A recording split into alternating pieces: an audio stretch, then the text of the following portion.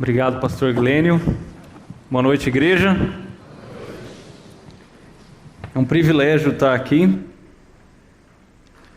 ao mesmo tempo que é uma tremenda responsabilidade. Não pelo número de pessoas que eu estou vendo, mas pela seriedade daquilo que a gente vai estudar.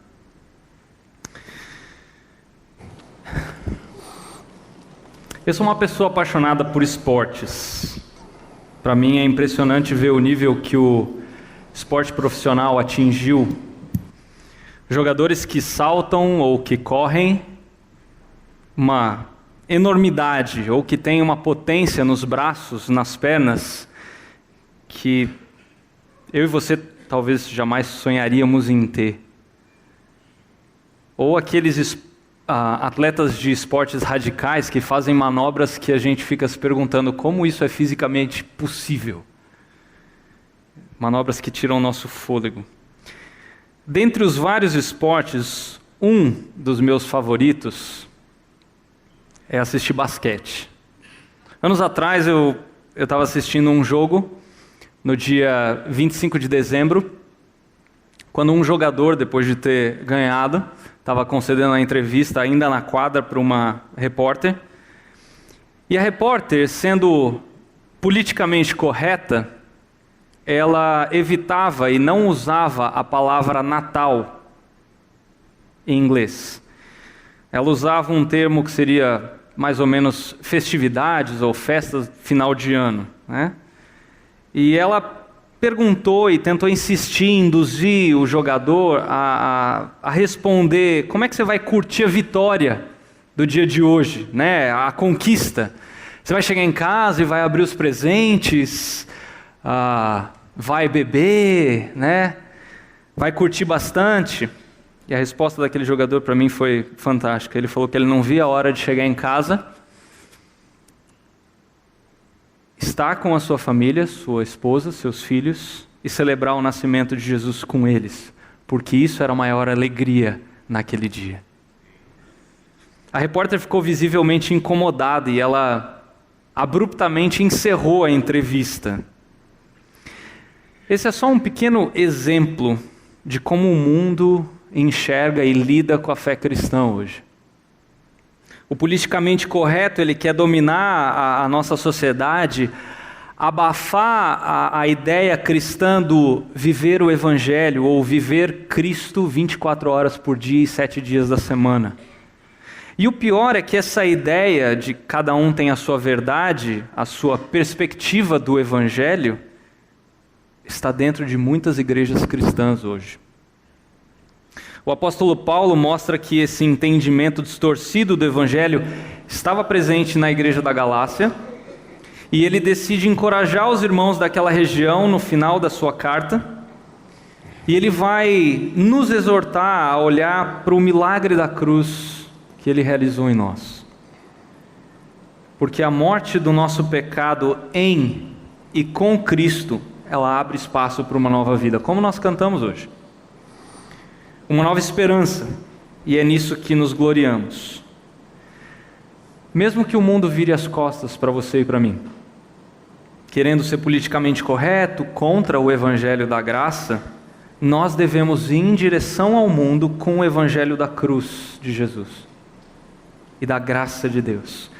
E eu quero ver isso com vocês hoje em duas facetas: a faceta da carne e a faceta da cruz. Então abra comigo, se você tem a sua Bíblia, em Gálatas capítulo 6, nós vamos ler dos versículos 11 a 18. Gálatas capítulo 6, dos versículos 11 a 18. Eu vou ler na NVI, caso você esteja com uma outra versão, mas você pode acompanhar o texto comigo. Gálatas capítulo 6, esse vai ser o meu texto base, dos versículos 11 a 18. Vejam com que letras grandes estou escrevendo de próprio punho. Os que desejam causar boa impressão exteriormente, tentando obrigá-los a se circuncidarem, agem desse modo apenas para não serem perseguidos por causa da cruz de Cristo. Nem mesmo os que são circuncidados cumprem a lei. Querem, no entanto, que vocês sejam circuncidados a fim de se gloriarem no corpo de vocês. Quanto a mim, que eu jamais me glorie, a não ser na cruz do nosso Senhor Jesus Cristo, por meio da qual o mundo foi crucificado para mim, e eu para o mundo. De nada vale ser circuncidado ou não. O que importa é ser nova criação. Paz e misericórdia estejam sobre todos os que andam conforme essa regra e também sobre o Israel de Deus. Sem mais, que ninguém me perturbe, pois trago em meu corpo as marcas de Jesus. Irmãos, que a graça do nosso Senhor Jesus Cristo seja com o espírito de vocês. Amém. Vamos orar? Senhor Deus, fala agora que nos achegamos a Ti, para receber o alimento da Sua santa palavra. Toma a Tua verdade, plante-a profundamente em nós. Molda-nos, Senhor, à Tua semelhança. Fala, ó Senhor, e realiza em todos nós os Teus propósitos para a Tua glória. Ensina-nos, Senhor, uma obediência total, santa reverência, uma verdadeira humildade. Teste os nossos pensamentos e as nossas atitudes no esplendor da Tua pureza. Faça que a nossa fé aumente. Faça que os nossos olhos enxerguem o Teu majestoso amor e autoridade. Que a Sua verdade prevaleça sobre a incredulidade. Fala ao Senhor e renove nossas mentes. Ajude-nos a compreender a altura dos Teus planos para nós. Verdades inalteradas desde o início dos tempos, que vão ecoar pela eternidade. Senhor, fala em primeiro lugar ao meu coração. Te pedimos assim, Deus, no nome de Jesus. Amém. Este final da carta aos Gálatas tem o mesmo peso e a seriedade de toda a carta. Eu creio que por isso, se você tem a sua Bíblia, que ele começa a carta no capítulo 1, no versículo 3, e ele vai terminar no versículo 18 aí do capítulo 6, desejando a graça de Deus para os seus leitores. Dos versículos 11 a 17 do nosso texto, Paulo vai se despedir, exortando os leitores da carta contra o que os teólogos chamam de judaizantes. Eles eram hereges, que ensinavam um pseudo-evangelho, um antropo-evangelho, um evangelho centrado no homem, longe de ser o verdadeiro evangelho. Como o próprio Paulo vai dizer no capítulo 1, nos versículos 6 e 7. Esses judaizantes, eles pregavam a salvação pelas obras. Eram viver debaixo da lei, numa completa contradição ao evangelho da salvação pela graça. E é interessante notar que essas duas formas de salvação são as únicas que existem. As duas formas de pregar a salvação, melhor dizendo. Existe a religião da graça por meio da fé, onde o Espírito Santo atua, conhecido como cristianismo. E existe a religião da lei por meio das obras, onde a carne atua, conhecido como todas as demais religiões. Por isso que Paulo, aí no texto, começa dizendo o seguinte: vejam com que letras grandes estou escrevendo de próprio punho. Essas letras grandes aqui, provavelmente era Paulo, se você está acostumado com teclado, apertou a tecla Caps Lock no teclado e começou a escrever em maiúsculo, para dar ênfase. As letras grandes precisam ser enfatizadas, e essas letras grandes são as suas convicções. E eles geralmente usavam um secretário, ou eles chamam de amanuense, uma pessoa para redigir a carta. Muitas vezes eles ditavam e essa pessoa escrevia. Mas aqui, na carta aos Gálatas, dá a entender que Paulo fez questão de escrever a carta inteira, ele mesmo, de próprio punho.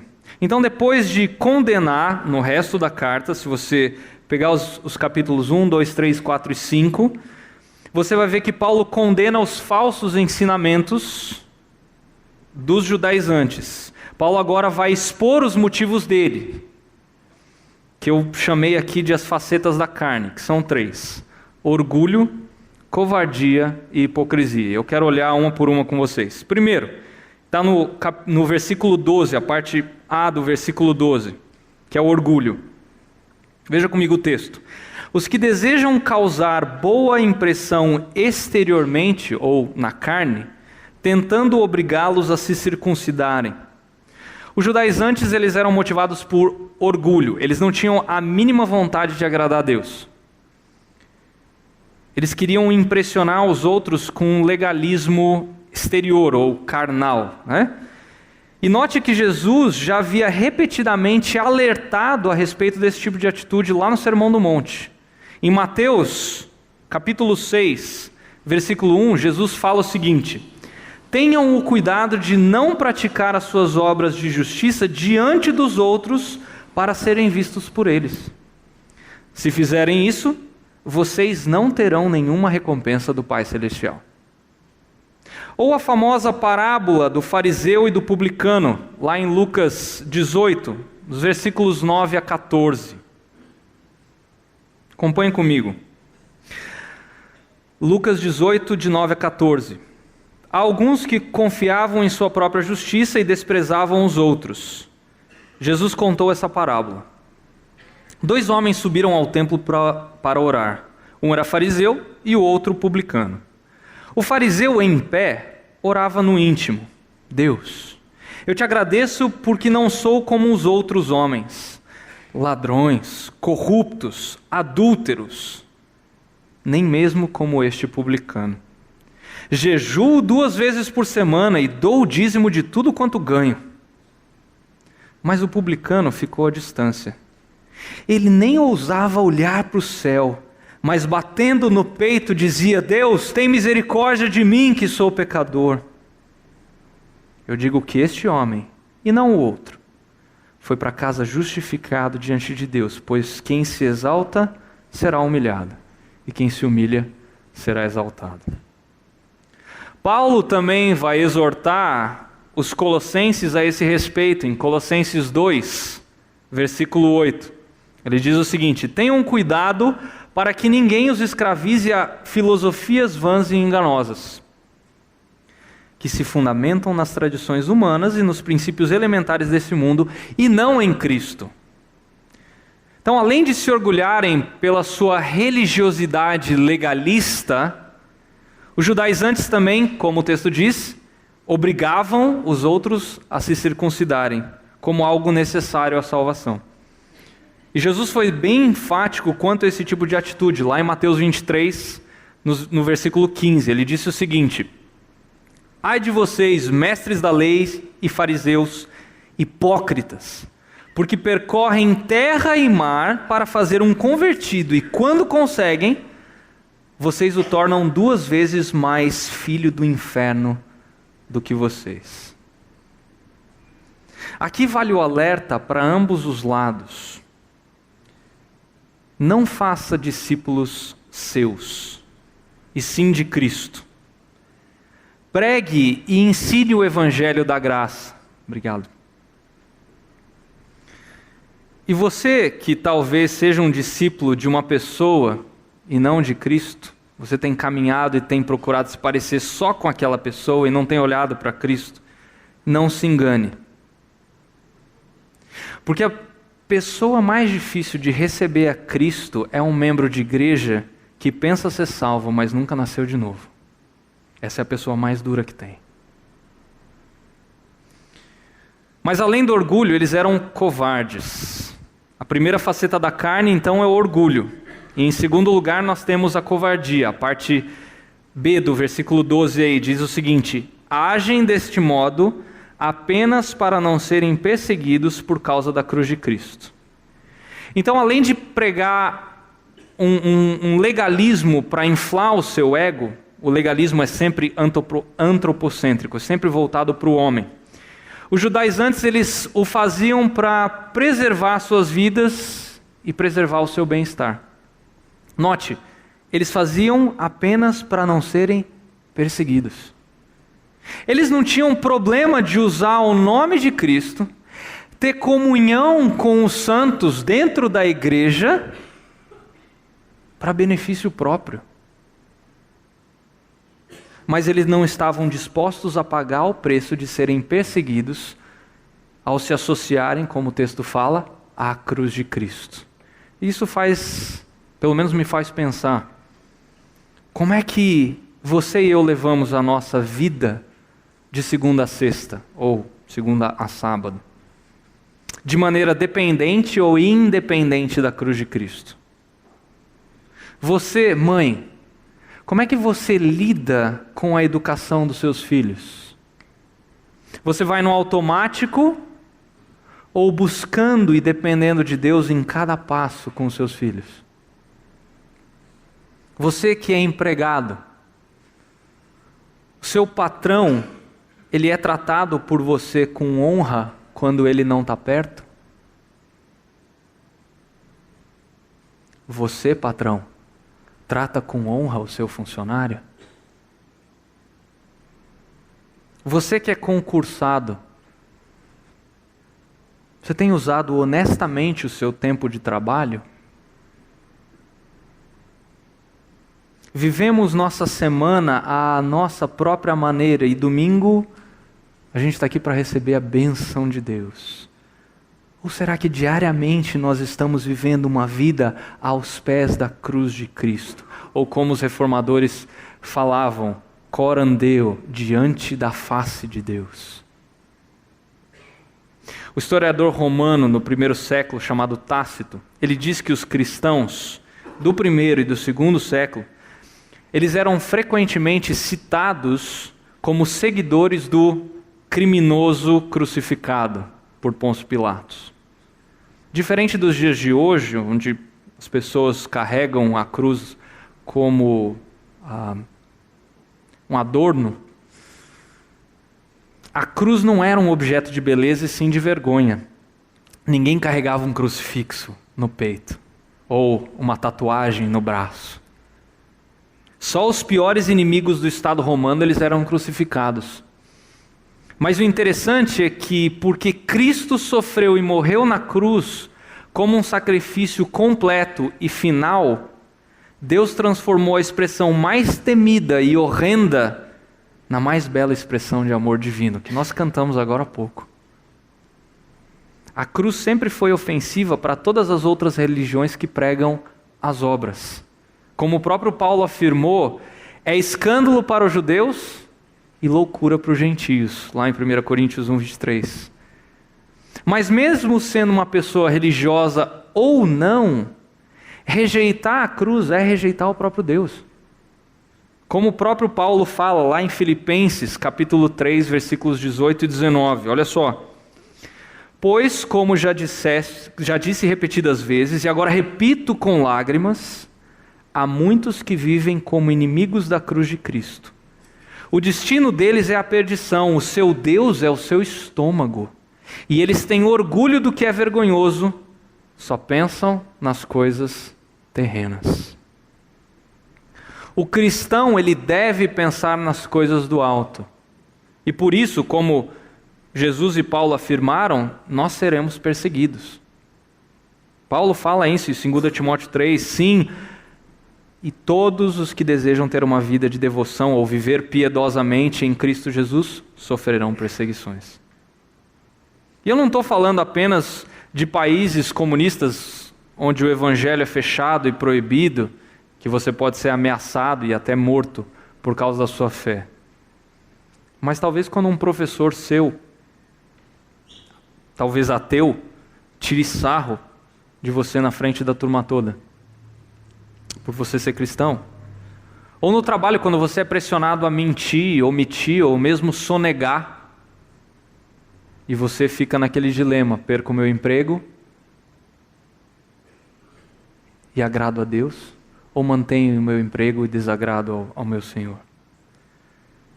Queridos, o preço do discipulado, de carregar a cruz, ele é alto. O caminho, ele é estreito. Ele não é para gente covarde. mas vale a pena porque Cristo prometeu estar ao nosso lado. E aí Ele faz a caminhada possível. Se você tem andado por esse caminho da covardia, mas quer mudar, lembre-se de Pedro. Ele caminhou com o Senhor por 3 anos. Viu milagres, ouviu ensinamentos, viu pessoas serem ressuscitadas, viu coxos andarem, cegos verem. Mas na hora H, Pedro foi covarde. Mas lembre-se que o Senhor o perdoou e o restaurou. E quando Pedro se colocou diante da cruz, ele foi tremendamente usado por Deus. Além do orgulho e da covardia, os judaizantes eles também eram hipócritas. Olha o versículo 13. Nem mesmo os que são circuncidados cumprem a lei. Querem, no entanto, que vocês sejam circuncidados a fim de se gloriarem no corpo de vocês. Hipocrisia é algo diretamente ligado à covardia, que eu acabei de citar. Uma pessoa que não tem medo daquilo que os outros falam ou fazem, ela não tem motivo para fingir algo que ela não é. É simples. Os judaizantes que eram circuncidados, eles nem tentavam cumprir a lei, que foi o que o versículo acabou de falar. Eles não eram judeus honestos, muito menos cristãos genuínos. A religião deles era uma fachada bem bonita, mas só, parava aí. A preocupação deles era convencer, eu nem vou falar converter, mas convencer pessoas a se tornarem judias usando um pseudo-evangelho, que nem era simbolizado pelo batismo, era simbolizado pela circuncisão. Note, olha o versículo. Querem, no entanto, que vocês sejam circuncidados, Paulo alertando, a fim de se gloriarem no corpo de vocês. Então, embora eles mesmos não guardassem, eles lutavam para converter pessoas à lei. Porque aí eles iam ter números para se gabar. Olha quantos se converteram na minha pregação. Os judaizantes aqui são uma prova viva de que é possível ser extremamente ativo dentro da igreja e ao mesmo tempo estar moral e espiritualmente corrompido. E pelas páginas do Antigo Testamento nós vemos como esse tipo de hipocrisia é frequente e como esse tipo de hipocrisia deixa o Deus dos exércitos extremamente irado. Jesus já tinha alertado quanto a essa hipocrisia lá em Mateus 23, dos versículos 2 a 4. Olha comigo. Os mestres da lei e os fariseus se assentaram na cadeira de Moisés. Obedeçam-lhes e façam tudo o que eles dizem a vocês. Mas não façam o que eles fazem, pois não praticam o que pregam. Eles atam fardos pesados e os colocam sobre os ombros dos homens, mas eles mesmos não estão dispostos a levantar um só dedo para movê-los. Jesus, nesse capítulo de Mateus, se depois você quiser ler, ele vai expor a hipocrisia deles.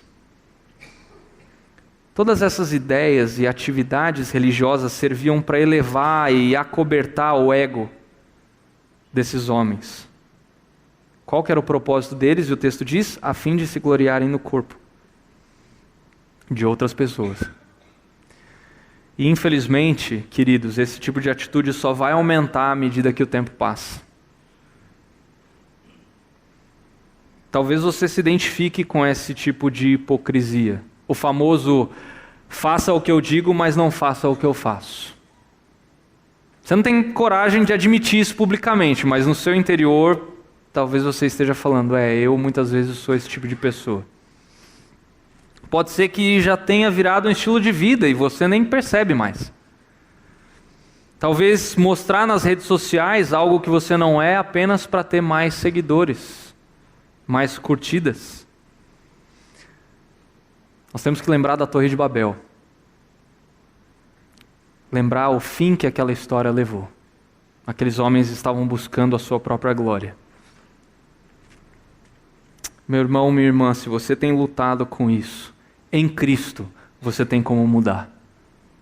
É possível.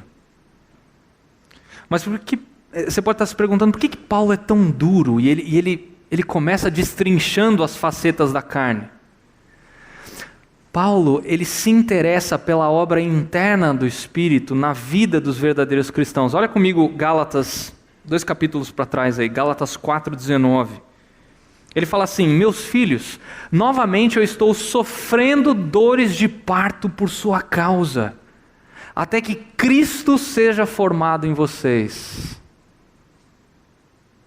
Paulo queria ver Cristo moldando o caráter desses irmãos. E a partir desse ponto, ele começa a mostrar as facetas da cruz. Que eu olhei para o texto aqui e vi duas facetas. Primeiro, o poder de livrar o ser humano da escravidão do pecado e o poder da salvação. Primeiro, o poder de livrar o ser humano da escravidão do pecado, no versículo 14. Diz assim: quanto a mim, que eu jamais me glorie a não ser na cruz de nosso Senhor Jesus Cristo, por meio do qual o mundo foi crucificado para mim e eu para o mundo. Essa expressão aí do versículo, que eu jamais, é uma expressão grega que carrega a ideia de algo virtualmente impossível. Em outras palavras, para Paulo era inconcebível a ideia de sequer pensar em se gloriar em qualquer outra coisa que não na cruz do nosso Senhor Jesus Cristo. Onde quer que ele fosse, Paulo estava determinado, como ele falou em 1 Coríntios 2, a nada saber a não ser Jesus Cristo e este crucificado. Ele fazia isso porque ele entendia que através da cruz, a sua própria culpa e a ira de Deus que estava sobre ele foram removidas e a graça de Deus foi concebida a ele. Como ele mesmo afirma em Romanos 5, versículos 8 e 9, olha só. Mas Deus demonstra o seu próprio amor por nós. Cristo morreu em nosso favor quando ainda éramos pecadores. Como agora fomos justificados por seu sangue, muito mais ainda, por meio dele, seremos salvos da ira de Deus. Quando o ser humano se identifica com a morte de Cristo na cruz, Deus o identifica com a perfeita justiça do seu Filho. Mas aquela pessoa que não tem essa identificação, e eu talvez esteja falando com alguns de vocês aqui, que vive no mundo, é frequentemente assombrada pelo seu passado. Não tem condições de se livrar da culpa e de uma ansiedade das coisas que realizou. Com frequência, essa pessoa ela pensa que o futuro pode trazer alguma coisa melhor, algum sentido para a vida, só que isso não acontece. Ou talvez uma outra pessoa que diz não crer em nada e decide viver a vida, aproveitando a vida, o famoso carpe diem, como os gregos antigos diziam, que Paulo cita em 1 Coríntios 15, 32, comamos e bebamos, pois amanhã morreremos. O que é essa vida? Esse tipo de pessoa é refém deste mundo. Já quem foi crucificado com Cristo sabe que os seus pecados passados, presentes e futuros foram perdoados na cruz através da morte de Cristo. E que a sua vida presente é vivida na força do Espírito Santo. Que esperança gloriosa, você que tem Cristo, de pensar no céu, que um dia você e eu vai ver Deus face a face. O Criador do universo, o nosso Salvador, vai estar de frente com você. Amém. Amém. E nós vamos ter uma morada eterna. Mas não apenas no futuro isso. Quem já foi crucificado com Cristo tem a consciência e desfruta da presença, do amor e da paz de Deus hoje. Meus irmãos, deleite-se diariamente nisso. Isso não é algo para a gente se lembrar só aos domingos. E é por causa de tudo isso que Paulo fala, o mundo foi crucificado para mim e eu para o mundo. Simples. E essa palavra mundo aqui no texto se refere ao sistema espiritual de Satanás, onde a humanidade é escrava por causa do pecado. Se nós pensarmos, por exemplo, no vasto sistema de falsas religiões existentes hoje, Todas elas são fundamentadas nos méritos e obras humanas.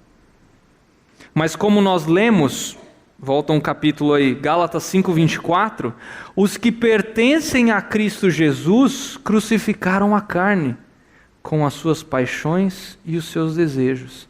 Isso significa que o mundo não tem mais, que o mundo não vai exercer mais influência na vida do cristão? Não. Mas o domínio foi quebrado, não existe mais escravidão.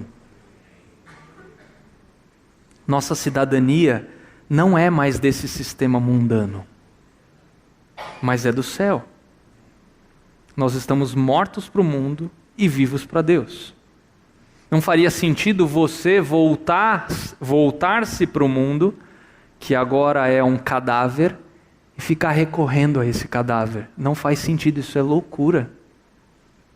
E a expressão "e eu para o mundo" aí do versículo nos remete ao fato de que vivemos 24 horas por dia, 7 dias por semana, diante da face de Deus.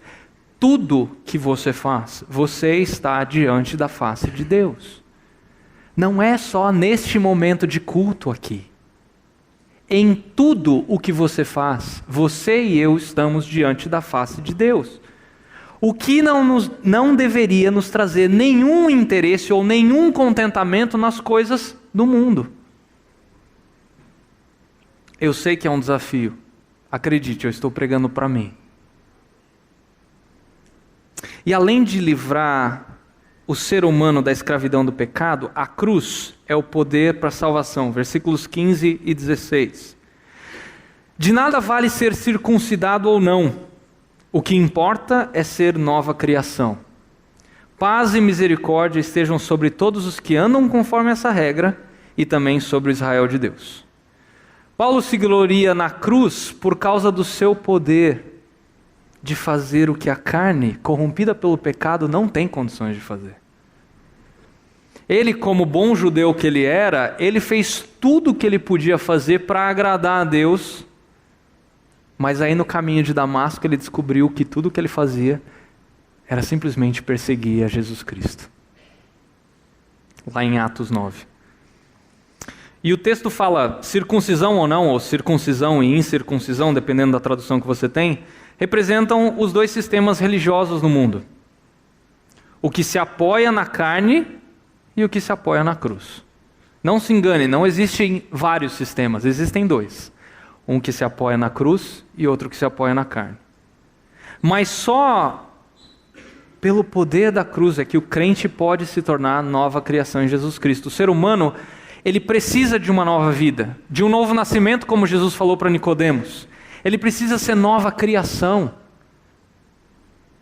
É por isso que Paulo fala em 2 Coríntios 5,17, todo aquele que está em Cristo é nova criatura. E aqui eu pergunto para você, você é nova criatura? Você está certo de que você é? Se você morrer hoje, você vai se encontrar com Cristo como o ladrão da cruz teve certeza quando Jesus falou isso?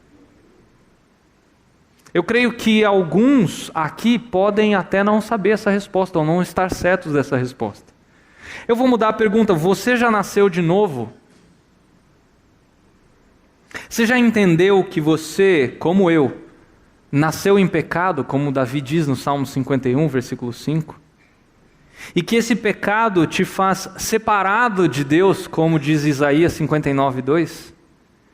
E que tudo o que você faz para obter o favor de Deus é como trapo de imundícia, ou seja, é como um absorvente sujo diante de Deus, como o próprio Isaías fala no capítulo 64, versículo 6. Você sabia que por causa disso, por causa do seu e do meu pecado, o que merecíamos é a eterna separação de Deus, ou seja, a morte eterna, o inferno. A justa condenação de Deus eternamente. Puxa, mas se eu sou e se eu faço tudo isso, se eu sou inimigo de Deus por tudo que eu sou e por tudo que eu fiz, como é que eu posso ter relacionamento com um Deus santo que eu acabei de cantar aqui? Porque eu sei que santidade não se mistura com o pecado. Ele te amou quando você ainda era inimigo dele. Eu não sei se você parou para pensar nisso. A gente está vivendo épocas aí onde as pessoas estão se degladiando nas redes sociais por causa de política. E tem gente que realmente começa a se atacar, e se pudesse, ia brigar com o que tem para até matar a outra pessoa, por causa de posições políticas. Agora aqui o que eu estou falando é um Deus santo que se ira contra o pecado. Você e eu, pecadores, nós odiávamos a Deus. Agora pensa, Ele amou você quando você era inimigo dele. E a prova disso é que Ele mandou o Filho dele, Jesus, para morrer a morte na cruz, aquela cruz horrível, para satisfazer a justiça do Pai, que alguém precisava pagar o preço, para que você possa ter comunhão com o Pai, para que você possa ser chamado de filho de Deus. Como diz 1 João 12. Se você nunca entendeu isso, e nunca confessou isso com o seu coração e com a sua boca, há tempo de você fazer isso hoje, ainda. Paulo também, ele se gloria na cruz, porque só ela tem o poder para salvar, como o texto fala, todos os que andam conforme essa regra. Parece que Paulo está fazendo um convite para os judaizantes e todos os que não conheciam a Jesus como Salvador. Mas o que é essa regra? A palavra grega aí é a palavra cânon, que traz uma ideia de medida. Mas frequentemente essa palavra era usada para descrever um senso de princípio ou um padrão. Então, andar conforme essa regra significa entender o Evangelho através do sacrifício de Cristo na cruz. E andar pela fé no poder do Espírito, ao invés de andar pelo aquilo que se vê no poder da carne. Significa que nós não podemos mais andar neste mundo? Não. Deus nos salva para vivermos no mundo, não para sermos do mundo. Percebeu a diferença? Não tem problema nós desfrutarmos da criação, queridos. Como foi falado há pouco aqui, nós vamos ter corpos glorificados um dia. Não estou incentivando a gula, mas você pode comer aquela picanha gostosa. Não tem problema. Deus fez isso para nosso próprio prazer. Deus não fez a fome, mas Ele fez aquela coisa gostosa que a gente sente antes, ou quando você está sentindo aquele cheiro na hora do almoço e o seu estômago começa a preparar. Isso é bom, isso não é ruim. Nós podemos viajar, comer, se exercitar, rir, relaxar. Todas essas coisas são para o nosso prazer, mas nós não devemos andar por isso, viver por isso, viver em função dessas coisas, e sim vivermos conforme essa regra, vivermos Cristo. Paz e misericórdia, ele fala. Essa expressão aí representa a salvação. A paz aí não é uma paz interior, que você sente aquela coisinha gostosa na barriga, não. Está se referindo ao novo relacionamento do crente com Deus. A ira de Deus foi satisfeita, agora você tem paz com Deus. E a misericórdia se refere à remoção divina dos nossos pecados. Essa bênção condicional aí no fim da carta faz um contraste com a maldição condicional com a qual Paulo abriu a epístola, lá no capítulo 1, versículos 6 a 9. Queridos, os únicos que podem ter paz plena são apenas os que nasceram de novo. Os que foram perdoados e a ira de Deus não recai mais sobre eles. E para clarificar, Paulo vai usar dois grupos de pessoas aí. Olha o versículo. Os que andam conforme essa regra e o Israel de Deus. Então nós estamos falando aí, os que andam conforme essa regra, os gentios, convertidos ao Evangelho. E aí ele fala, o Israel de Deus, judeus, convertidos ao Evangelho. Aqueles que são espiritualmente e fisicamente descendentes de Abraão. Se você olhar no No capítulo 3, versículo 7, é isso que Paulo fala. É normal que Paulo destaque os judeus aqui, uma vez que essa epístola ela pode soar até antissemítica. E Paulo conclui, versículo 17: sem mais, que ninguém me perturbe, pois trago em meu corpo as marcas de Jesus. Eu creio que Paulo estava falando de alguns cristãos da Galácia, que embora cristãos verdadeiros, gente séria com Deus, gente que estava sendo influenciada por esses judaizantes, por esse pseudo-evangelho. Então eles não só ajudavam a corromper as igrejas, mas eles estavam dando dor de cabeça para Paulo. E aí Paulo fala: para de me encher a paciência. Sem dúvida, muitos crentes da Galácia testemunharam, viram Paulo recebendo algumas das marcas que ele carregava no corpo. Cicatrizes honrosas que ele recebeu ao ser perseguido. Gente, Paulo foi dado como morto. Aliás, alguns pensam inclusive que ele chegou a morrer e o Senhor o ressuscitou quando ele foi apedrejado. Mas o que isso faz contraste com a marca da circuncisão que os judaizantes estavam colocando? Percebeu a diferença? Como se ele estivesse dizendo: não vem com essa marca legalista no corpo. Eu tenho marca no corpo de seguir a Cristo. Isso aí não é marca de seguir a Cristo. Não me encha a paciência. Voltem para o verdadeiro evangelho, como ele falou em Gálatas 1:9. Vale a pena você e eu fazermos o seguinte raio-x. Qual a faceta hoje que representa melhor a minha vida? A faceta da carne, que é uma vida de orgulho, de covardia, de hipocrisia? Ou a faceta da cruz, que é o poder de Deus agindo em mim? Eu estou andando mais perto do politicamente correto daquela repórter? Eu estou andando mais perto do mundo, conforme, tomando a forma do mundo? Ou eu estou mais perto da cruz, como aquele jogador respondeu? Nunca é tarde para entender. E nunca é tarde para viver o evangelho também, se você já entendeu um dia. Não importa quanto tempo você e eu temos de igreja, o evangelho é o poder de Deus para a salvação daquele que crê, como foi falado hoje de manhã. E esse evangelho está fundamentado na cruz. Foi esse evangelho, foi a cruz que motivou Martinho Lutero a afirmar: crux sola est nostra teologia. Apenas a cruz é a nossa teologia. Não há doutrina maior do que essa. É a cruz do nosso Senhor Jesus que ganhamos, ou que deu vida a você e a mim, que fez com que a ira de Deus fosse apaziguada. Qual que é a faceta da sua vida hoje? Da carne ou da cruz? Eu quero dar um tempo para você refletir. Se você quiser abaixar sua cabeça e fechar os seus olhos, para não se distrair. Mas que você seja honesto, até porque Deus conhece o seu coração melhor do que você. Faça esse raio-x agora. Você que já entendeu o evangelho e você que talvez não tenha entendido ainda. E eu vou encerrar orando.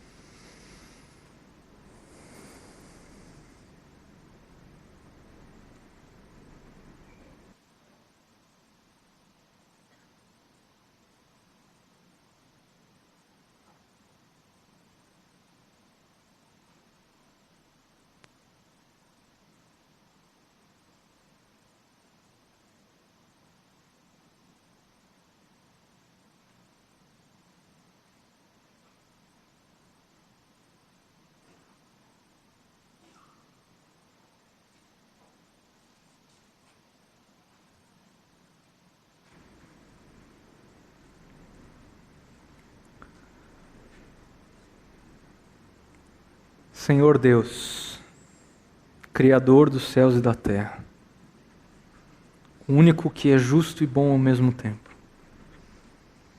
o único que é santo e compassivo ao mesmo tempo, o único que é Deus dos exércitos e papai ao mesmo tempo. Nós te louvamos, Deus, pela cruz, que nivelou todas as pessoas, sem fazer distinção de raça, condição social, grau de instrução ou qualquer outra coisa. Como nós aprendemos hoje de manhã, nós todos merecíamos a condenação. O Senhor seria justo de mandar todos os seres humanos ao inferno. Mas por tua misericórdia e graça, nós temos vida. Eu te louvo por causa da cruz. A tua justiça foi satisfeita e o seu filho foi moído por causa das minhas transgressões, por causa das nossas transgressões, para que hoje pudéssemos ter um relacionamento contigo. Senhor, que graça maravilhosa. Eu peço neste momento, Deus, que o teu Espírito incomode cada coração presente aqui, a começar do meu, porque eu sei que essas verdades falam ao meu coração pecaminoso. E eu peço especificamente por aqueles que ainda não têm um relacionamento pessoal contigo, que estão aqui hoje, que elas possam ser incomodadas, que elas possam ser convertidas a Ti diante da cruz. E que todos aqueles que já têm um relacionamento contigo, mas talvez não estejam andando de maneira digna, que possam ser incomodados também pelo Teu Espírito e moldados para viver uma vida que mostra Cristo. Tem misericórdia, Senhor, da minha vida, porque eu sei que eu nem sou digno de cantar, de pronunciar as palavras santo, santo, santo, mas pela graça o Senhor me permite chegar até o Senhor dessa maneira. Traz essa convicção da Tua graça diariamente às nossas vidas. É o que nós pedimos, no nome de Jesus. Amém. A Livraria PIB Londrina procura selecionar cuidadosamente seus títulos e autores a fim de oferecer um conteúdo alinhado com o Evangelho de Jesus Cristo. Bíblias, livros de teologia, devocionais, literatura infantil, biografias, comentários bíblicos e muito mais. Dispomos também de um acervo de CDs e DVDs das mais de 5.000 mensagens ministradas na Primeira Igreja Batista em Londrina. Visite a Livraria PIB Londrina e conheça ainda mais. Livraria PIB Londrina, de segunda a sexta, das 13h30 às 18h. Endereço na Avenida Paraná, 76A, próximo ao Calçadão, bem no centro de Londrina. Ligue para 3372-8921 ou acesse o site www.livrariapiblondrina.com.br.